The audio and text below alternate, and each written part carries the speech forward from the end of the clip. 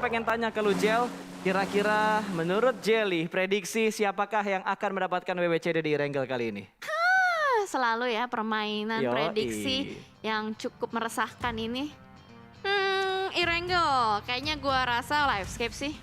Livescape ya? Soalnya, Bentar, mohon maaf, Livescape tidak nggak bermain. mohon Livescape maaf. tidak bermain. Iya, Livescape tidak main ya. Berarti kalau kita berkaca sama kemarin yang dapetin kan BTR, Aura sama Takai. Yang belum mendapatkan di Erangel itu ada banyak. Gua mau coba Skylet sih kayaknya. Skylet ya. Kalau menurut prediksi gua mungkin RRQ. Tapi ngomongin RRQ, apakah akan ada pertempuran kembali di sekitar apartemen school dan juga di arah schoolnya karena mengingat grup A bermain dan akan ada potensi untuk melihat school berdarah lagi. Tapi dengan flag pet yang seperti ini agak kurang nge-support nih. Ya, karena agak jauh untuk bisa mencapai ke titik school. Tapi yang gua yakin 100% ngambil school tetap RRQ.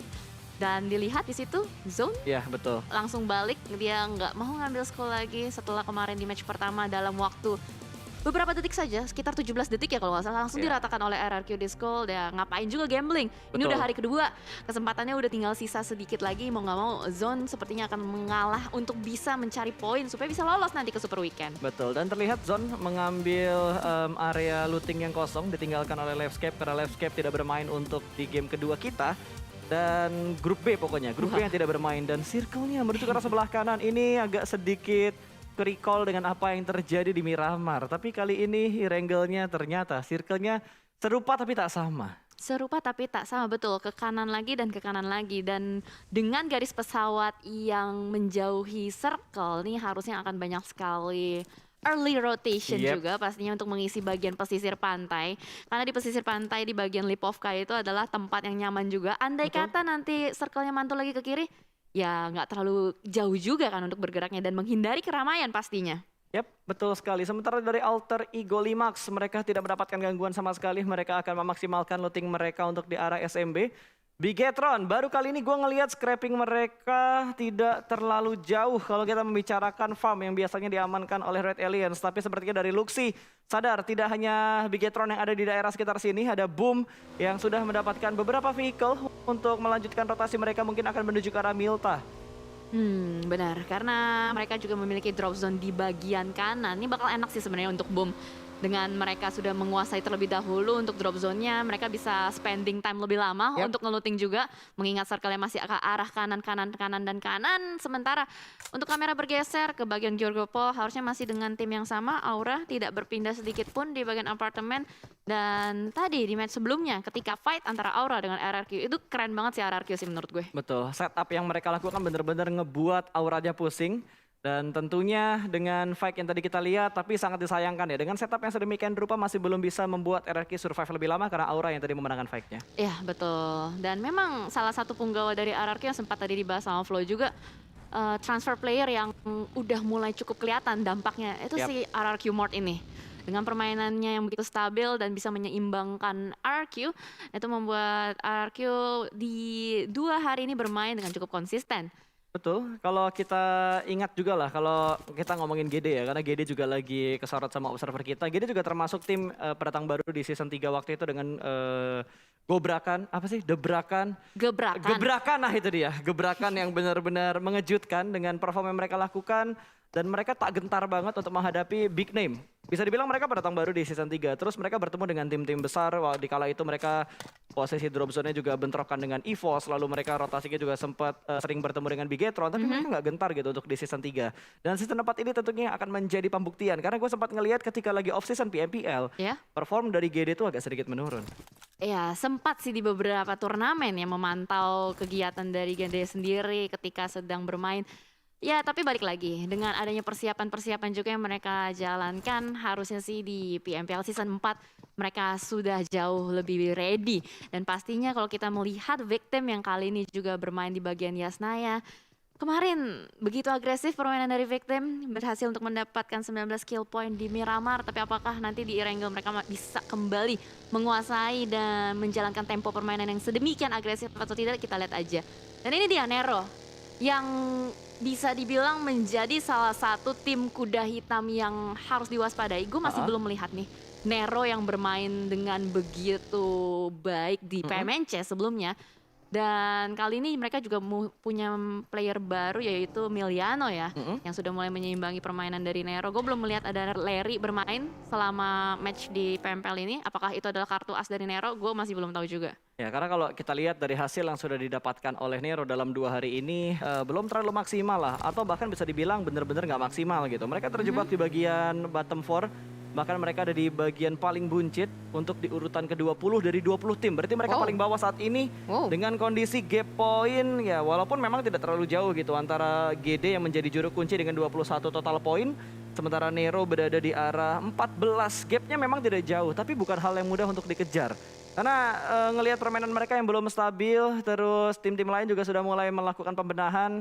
Yang mereka kejar adalah poin-poin yang bergerak, bukan poin yang stuck atau poin yang berdiam begitu saja. Makanya mereka harus benar-benar melakukan evaluasi yang totalitas sih kalau mereka ingin masuk ke Super Weekend yang pertama. Ya benar banget. Dan apalagi di Super Weekend itu hanya diambil top 16-nya aja ya, top 16. Tapi bukan berarti mereka tidak mampu karena kita masih ada beberapa match lagi. Namun Supply-Bing disamperin? Dia langsung putar banting setir dari seorang Keraibu. Akankah ditantang dari tim Bigetron kali ini atau mereka bakal ninggalin? Sepertinya akan ditantang di Pasta. Wah gila, disamperin begitu saja oleh Supply-Bing. Dan gue kira tadi gerakannya akan langsung melanjutkan ke checkpoint yang mereka incar. Tapi begitu ada tembakan dari salah satu punggawa dari Red Aliens, mereka sedikit melakukan setup. Satu pemain mereka offside dan memaksa 3 pemain lainnya bahkan harus mendapatkan atau menempati diri mereka ke sebuah checkpoint yang mungkin tidak mereka incer. Agak mengejutkan ya. Padahal biasanya kalau misalkan ada satu rumah bunyi tembakan, ada orang, cabut. Ini enggak, ada orang. Kalau di klasik mungkin akan terjadi, ada tembakan, hajar gitu. Tapi kalau di turnamen kayaknya untuk melakukan hal seperti itu, apalagi untuk di zona-zona awal kayaknya belum sih. Ya oke, tapi tadi kita melihat tadi dari player Bigetron langsung merepositioning posisinya. Namun Rosemary kali ini spot seorang Zuxi, kepala itu sudah terlihat tapi masih belum ditembak. Headshot dari seorang Rosemary mampu menumbangkan seorang Zuxi. Betul, itu tingkat kesabaran yang cukup besar dari seorang Rosemary. Dia nggak langsung nembak, tapi benar-benar menunggu sebuah momentum hingga Zuxi-nya diam, lalu dia tembak dan headshot. Dapetin satu pemain, langsung ada follow up dari Bigetron. Yuhai akan berusaha untuk menyelamatkan Zuxi saat ini dengan kondisi di mana pemain-pemain Supply-Bing juga tidak langsung untuk melakukan setup push ke arah satu pemain dari Bigetron yang berhasil mereka tumbangkan. Ya, sebuah tap gertakan nampaknya yang dilontarkan oleh Supply-Bing dan kembali mencari informasi-informasi dari seorang Rosemary. Sepertinya ini akan menjadi informasi yang sangat penting juga, mengingat mereka berusaha untuk mengambil alih rumah di bagian farm, di mana yang mereka tahu farm itu udah pasti ada Bigetron Red Aliens. Dan sementara kalau kita memantau circle yang sudah mulai dipadati oleh banyak sekali player-player, ada Nero juga yang mulai masuk dari arah jam 12, Aura dari sebelah kiri, dari sebelah jam 9 pun ada zone, bahkan Alter Ego masih berada di Pulau Selatan, masih belum mau menyeberang begitu saja, Pasta. Betul, AE bakal memainkan tempo lambat seperti yang biasanya mereka lakukan di season-season sebelumnya. Sorry, bukan AE-nya, tapi Limax-nya. Iya. Ya, tapi Limax-nya. Gue baru mau bahas lebih detailnya gitu, tapi gue baru ingat bahwa Alter Ego ini line up-nya berbeda. Saat ini yang ada di Alter Ego adalah punggawa Aerowolf pada masanya. Betul, jadi secara keseluruhan gameplay itu dibawa karena mereka pindah secara satu tim, whole team yang pindah ya. Betul. Alright. Ngelihat RRQ juga tadi sudah mulai melakukan pergerakan yang begitu cepat. Mereka meninggalkan drop zone mereka dengan sangat cepat lalu menuju ke arah sebuah checkpoint. Tadi kalau nggak salah RRQ mengamankan daerah Cekungan Dewa. Cekungan Dewa di sekitar shelter yang biasanya diamankan oleh pemain-pemain dari Bigetron. Tapi tidak terlalu lama kayaknya untuk mereka berada di arah sana. Karena tuh terlalu banyak tempat yang bisa mengcounter posisi dari tim RRQ. Dan kalau kita lihat dari Onyx, mereka sudah mulai menuju ke arah jembatan sekitar Yasnaya, di mana mereka butuh bergerak sedikit lagi untuk masuk ke area aman untuk circle yang pertama. Checkpoint mereka lagi sudah berhasil ditempuh dengan nyaman sejauh ini.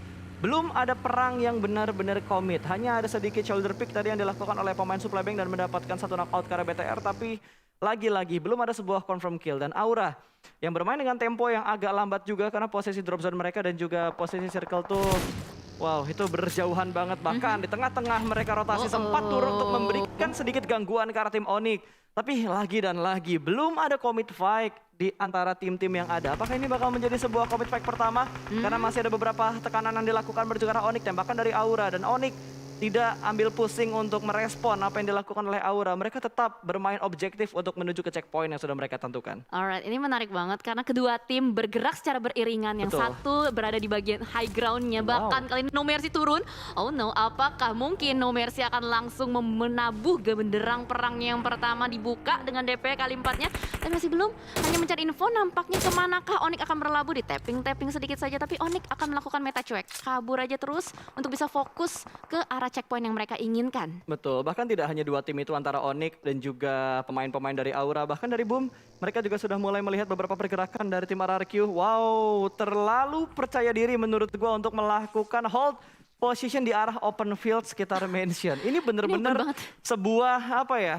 Tingkat kepercayaan dirian untuk melakukan setup di open field seperti ini dengan kondisi UAS mereka yang sudah mulai terbakar dan juga ada bagi mereka yang sudah mulai diparkirkan, ini akan membatasi vehicle yang mereka punya tentunya. Dan kita harus ingat juga beberapa momen Last Circle bahkan selalu menuju ke arah open field untuk di 2 hari PMPL weekdays ini. Yep, betul sekali. Mereka harus saving utilities juga untuk nanti di akhirnya mereka bermain di bagian late circle-nya.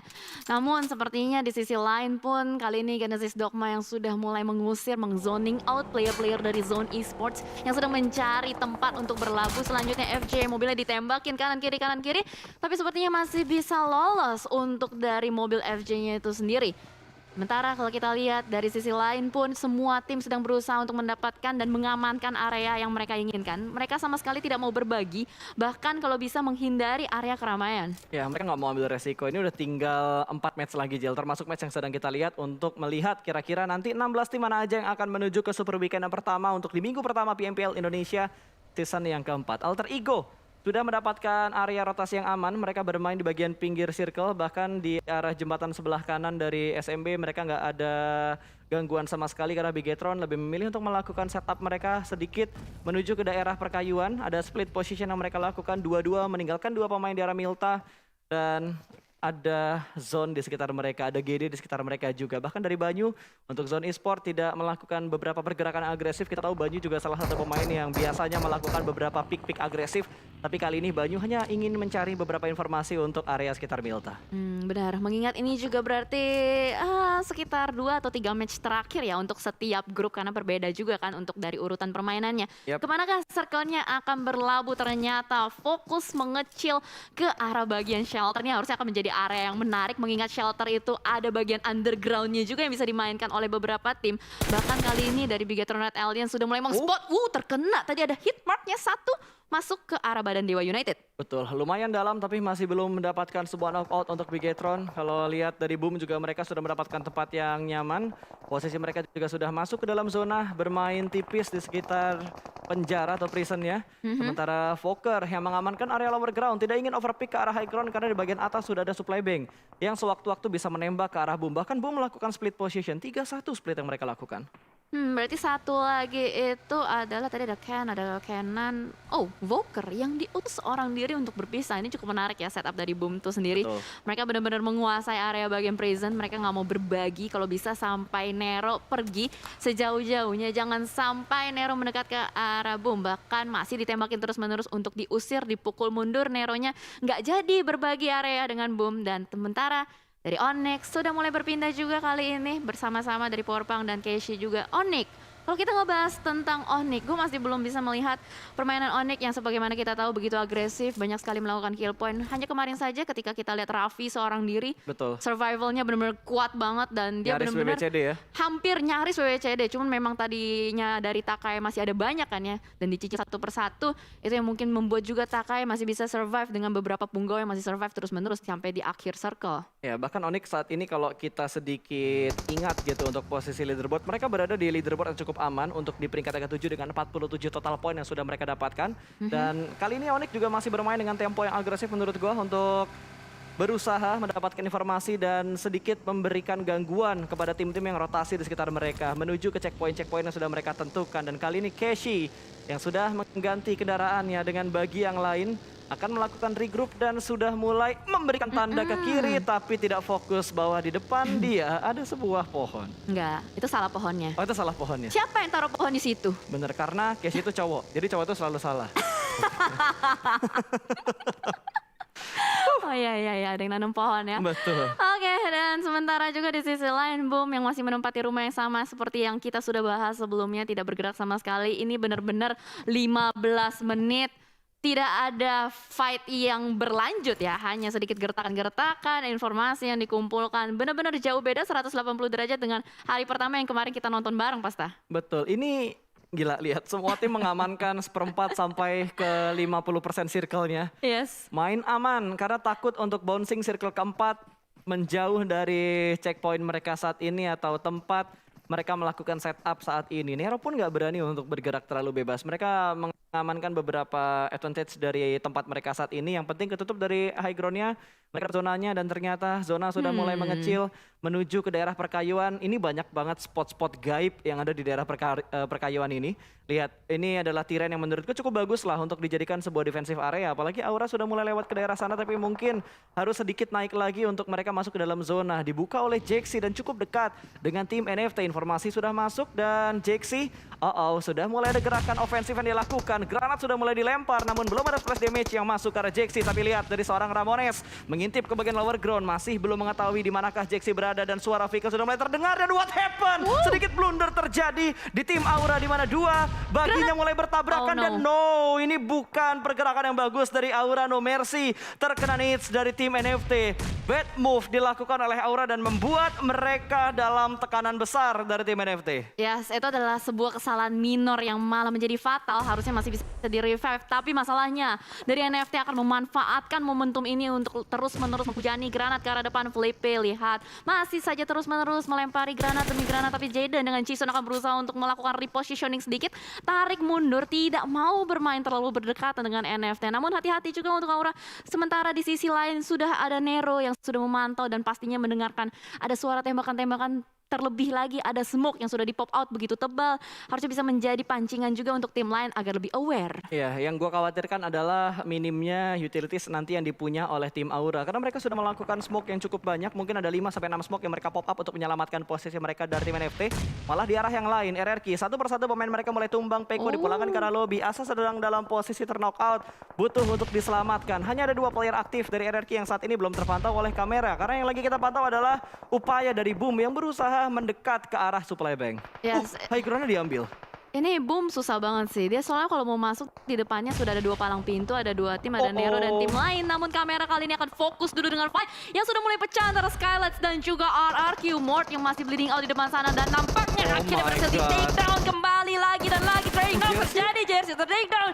Namun ternyata dari Smith akan berusaha untuk melakukan take cover dan ternyata RRQ sayang sekali harus puas di posisi ke-16, tidak membawa poin sama sekali. Betul, bahkan fight terjadi di arah yang lain di Lindes Gaming, tapi 2 pemain tumbang. Boom melakukan agresif, namun mereka harus kehilangan 2 pemain. Trade 2 untuk 2 antara Boom dan juga Supply Bank. Kondisi berimbang, sudah mulai terspot dan Poker juga ikutan tumbang. Supply Bank unggul dari segi fight, sudah mulai melempar utilitiesnya ke arah depan dan sudah mulai ada pergerakan untuk menyelamatkan rekan-rekan Supply Bank yang lainnya. Tapi masih ada Ken yang siap sedia untuk menyambut kedatangan dari 2 pemain. Supply Bank yang lainnya sudah mulai melakukan shoulder pick yang bersuka arah bagian belakang dari batu. Namun dari seorang Ken masih cukup tenang. Jiggle tipis lumba-lumba ke arah sebelah kiri dan berhasil mendapatkan korban berikutnya. 1v1 situation antara seorang Bilot dan juga Ken.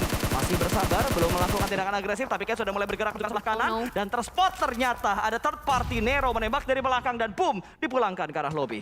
Wow. Supply Bank nampaknya berhasil untuk menjaga bibir circle-nya dengan sangat baik. Plus juga ada bantuan dari sisi lain pastinya. Ada third party yang turut andil dalam fight yang sebelumnya terjadi.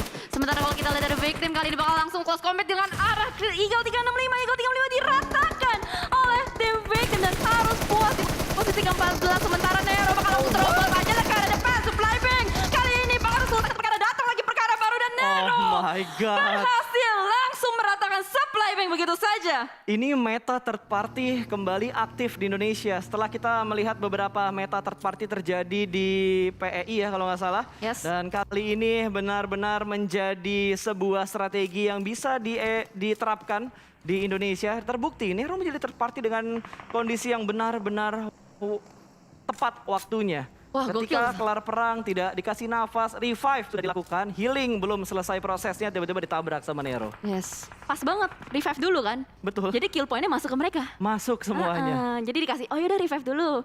Oke selesai, ayo kita gas. Wah, bener-bener digaspol pokoknya sama tim Nero. Lumayan, Betul. kalau nggak salah berarti dapat 3 lah. Minimal 3 poin eliminasi yang berhasil mereka dapatkan. Wah, ini udah mulai pecah banget di circle yang kelima. Onyx berhasil meretake sebuah sniper tower. Memulangkan satu pemain ke arah lobby dan kali ini Nick sudah berada di bagian lantai 1. Ada Scarlet Gaming ternyata yang ingin mendapatkan sniper tower ini. Ternyata ada di lantai 2, bukan di lantai 1. Oh, pintunya tolong, mohon maaf. Jangan ditutup-tutup dulu ya, karena masih ada satu pemain Onyx yang ingin naik ke bagian atas. Dan Slayer bergerak perlahan-lahan. Oh, three-way showdown, ada Bigetron di belakang juga. Yes, Bigetron memantau pastinya. Dan sementara kalau kita lihat Smith sudah langsung saja menerobos ke arah depan. Langsung melemparkan sebuah granat, hampir saja nyaris menumbangkan seorang Nick. Tapi Nick sudah berhasil untuk turun ke arah bawah. Sementara kalau kita lihat banyak sekali ledakan demi ledakan. Redstone buatan terjadi di rumah jamur ini. Tapi kalau kita lihat dari Pinky pun harus melakukan healing terlebih dahulu. Dan Nick melihat pergerakan lempar ke arah depan. Tapi Smith tidak akan menyia-nyiakan kesempatan ini. Langsung ditembak. Tapi ternyata what happened? Nick yang ternyata berhasil untuk menembaki body system yang begitu baik dari Skylights. Menumbangkan Nick. Dan kali ini dari Smith harusnya masih bisa mampu menyelamatkan temannya. Zona. Tapi tidak bisa. Zona sudah mulai bergerak pas. Betul, dan gue yakin umur mereka juga tidak terlalu lama lagi karena ada DU yang akan memotong rotasi dari Scarlet Gaming. DU ikut menembak, Bigetron ikut menembak. Ada 2 tim yang sudah mendapatkan zona. Memotong rotasi untuk Scarlet Gaming. Ini akan sangat kerepotan tentunya untuk Scarlet. Di mana Slayer terjebak di arah Blue Zone. Healingnya nggak tahu ada berapa banyak. Tapi Smith harusnya bakal nge-share healingnya ke arah Slayer untuk Scarlet bertahan lebih lama. Tapi di arah lain ada Zone yang bakal berperang dengan Victim. Seri mendapatkan tembakan, ada counter shoot. Namun angle yang dipunya oleh Mineral lebih perfect karena dia berada di balkon.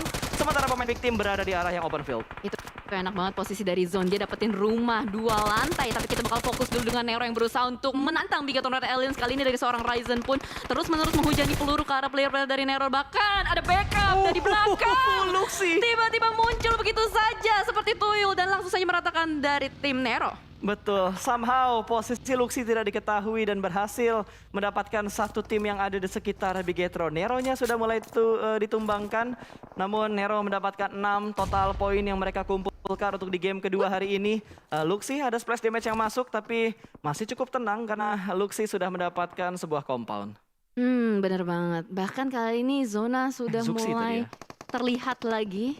Dan dari Skylights pun nampaknya sudah harus tereliminasi dan dipulangkan. Zone yang tadi sebelumnya mendapatkan posisi enak, namun kali ini harus berpindah kembali karena Circle tidak berpihak kepada tim Zone dan juga Genesis Dogma. Bahkan Genesis Dogma kali ini bermain begitu objektif, tidak mau banyak melakukan peperangan, masih belum membawa pulang elimination point sama sekali. Dan bahkan dari seorang Star ketika sedang melakukan setup ditembakin lagi dan lagi oleh player-player dari Alter Ego. Yes, ini Alter Ego enak banget. Posisi mereka, bahkan mereka sudah mengirimkan 2 pemain untuk menuju ke bagian bibir circle yang ke-6.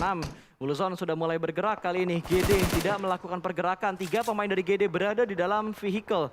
Namun masih diperhatikan apakah mereka akan menentukan titik rotasi mereka ke arah mana. Dan akhirnya vehicle mereka sudah mulai bergerak di mana Star akan menjadi orang terakhir yang masuk dalam zona. Tapi di tengah rotasi mereka bakal mendapatkan gangguan. Mereka bakal tabrak menuju ke arah Dewa dan Super Una. Free shot 3 pemain tumbang. Sorry, 2 pemain tumbang dari GD. What happened? Ada Through the Smoke juga yang dilakukan oleh Super Una dan hampir mendapatkan korban yang berikutnya. Tapi kali ini harus reload dan harus mengontrol area mereka lagi karena mereka cukup dekat dengan tim-tim lain yang ada di sekitar mereka. Tidak hanya satu tim yang menghalangi rotasi dari Alter Ego. Ada 2 tim, NFT join the fight. Join the fight somehow. Dari sisi kanan muncul tiba-tiba dari NFT langsung memberikan tekanan lebih lagi kepada tim Alter Ego. Bahkan kali ini NFT harus fokus ke arah 2 sisi. Ada Bigetron Red Alliance dan juga ada tim Alter Ego. Sementara dari Zone kali ini cukup kesulitan juga. Ada Dewa United yang masih menghalangi. Bahkan beberapa tembakan sudah mulai masuk, lemparan Molly ke arah depan. Berusaha untuk menyelamatkan temannya dari tim Zone. Tapi kali ini agak sedikit sulit dari Banyu. Sulit untuk bisa naik ke atas. Mobil sudah mulai meledak juga di sisi lain. Bigetron akan berhadapan dengan NFT. Betul, NFT sudah mulai bergerak sedikit mendekat ke arah Bigetron, di mana Bigetron juga masih dalam posisi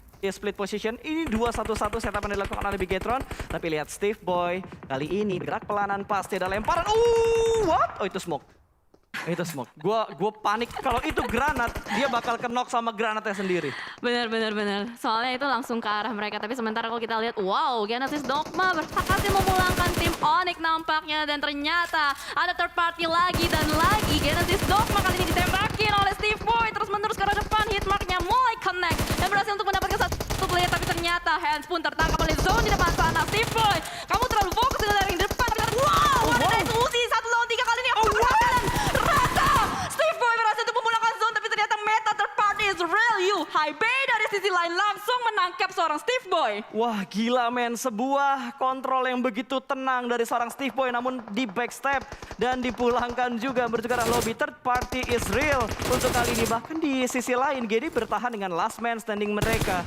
Alter Ego menyisakan 2 player aktif, sementara NFT yang sudah mendapatkan 6 poin eliminasi. Dan mereka masih utuh dengan keempat pemain mereka. Angle, Lock langsung menuju ke arah Alter Ego, tapi tempo sedikit diturunkan dan Flippy memegang granat tanpa dimasak lama, lempar langsung dan GD pun dipulangkan ke arah lobby bertemu dengan Yuhai dari Red Alliance. Yes, betul sekali. 3 tim tersisa kali ini. NFT, Alter Ego, dan juga Bigetron Red Alliance. Sementara waktu NFT yang masih lengkap, tapi Bigetron Red Alliance nampaknya masih bisa melakukan revive terhadap teammates-nya. Namun dari Potato sudah mulai membangun smoke demi smoke untuk bisa bergerak maju lebih dalam lagi. Tapi kalau kita melihat dari tim Bigetron Red Alliance mempunyai cekungan yang cukup nikmat. Tapi masalahnya dia harus bergerak sedikit lagi untuk bisa touchdown ke dalam circle-nya. Ya, yang jadi keenakan Bigetron adalah kontrol mereka itu tinggal fokus ke arah kanan. Dari kiri mereka benar-benar ketutup. Bahkan wow, Zuxi mendapatkan sebuah reset ataupun reset armor yang begitu maknyus ya. Dapetin satu setup Robocop dan juga ada MK14 yang ada di tangan dari seorang Zuxi. Dan Flippy di arah lain masih melakukan proning, nggak ingin bangkit dari proningnya karena ketika dia bangkit aku tadi intip sama Bigetron. Smoke cukup tebal juga dari sebelah kanan untuk menghalangi pandangan dari Bigetron, tapi satu persatu dari pemain BTR sudah mulai naik, di mana drone yang menjadi palang pintu untuk menghalangi pergerakan dari Bigetron. Yes, betul sekali. Tapi sementara tempo masih dimainkan oleh semua timnya. Setup demi setup sudah mulai dibangun nampaknya. Dan kalau kita lihat kali ini dari Alter Ego benar-benar tidak mau kehilangan momentum. Masih berusaha untuk mencari informasi, memantau di depan sana ada yang loncat-loncat seperti kelinci. Nampaknya tidak jadi maju, nampaknya lebih memilih untuk menggeser ke kanan. Renalre masuk saja informasi untuk teman-temannya, tapi Potato nampaknya akan berusaha untuk bermain dengan pola dan ternyata Zuxi dengan MK14-nya berhasil untuk mendapatkan seorang turun bakal langsung di-confirm menjadi elimination point. Wow, NFT kehilangan satu anggota mereka. Kondisi 3-3-4 dan posisi Swavel juga sudah mulai terspot. Counter shoot dilakukan, backup yang sedikit lama dari bagian belakang. Raisin low HP body system dari Bigetron. Satu tumbang tapi ada push yang dilakukan oleh seorang Luxi. Timing yang begitu tepat dari Bigetron ketika satu persatu pemain mereka ditumbangkan. Tapi granat somehow berhasil mendapatkan seorang Raisin dan Bigetron. Satu persatu pemain mereka mulai tumbang. Ada close combat dan Super Una yang ternyata ditaklukkan. Yuhai make a play. Kontrol areanya ke sebelah kanan benar-benar maksimal. Yuhai bahkan men-spot 2 pemain dari tim Alter Ego. Yes, langsung saja body system dari Bigetron Red Alliance. Seorang Yuhai dan Luxi langsung mengconfirm elimination point terhadap satu player di depan sana. Dan kali ini dari NFT harus lebih berhati-hati lagi. Tapi Potato sudah memegang AUG-nya, mendapatkan informasi kembali ke arah depan. Tidak mau terlalu tergesa-gesa. Beriringan dengan Renalre di belakang sana menjadi cacing-cacing. Dan tapi Ryzen sudah mulai bangkit juga mencari informasi. Tapi lihat posisi dari Luxi. Dia bisa menjadi game changer nampaknya. Betul, Yuhai juga tidak melepaskan angle kanannya. Itu cukup dekat dan ternyata Flippy yang berhasil mendapatkan pemain dari Alter Ego. Posisi Flippy juga sudah terspot dan winner chicken dinner untuk Red Alliance di game yang kedua. Dengan total ada 9 kill yang berhasil dikumpulkan oleh Red Alliance. Yes, nampaknya untuk di kali ini Bigetron Red Alliance benar-benar fokus dengan rotasi mereka. Tidak terlalu banyak untuk kill point-nya, tapi cukup untuk memboosting poin mereka pastinya juga. Lagi-lagi Bigetron Red Alliance berhasil untuk menyabet WWCD di map Erangel. Map yang sama seperti kemarin mereka mainkan di match pertama di hari 1. Gokil, tadi yang gua salutkan adalah apa yang dilakukan oleh Yuhai. Benar-benar fokus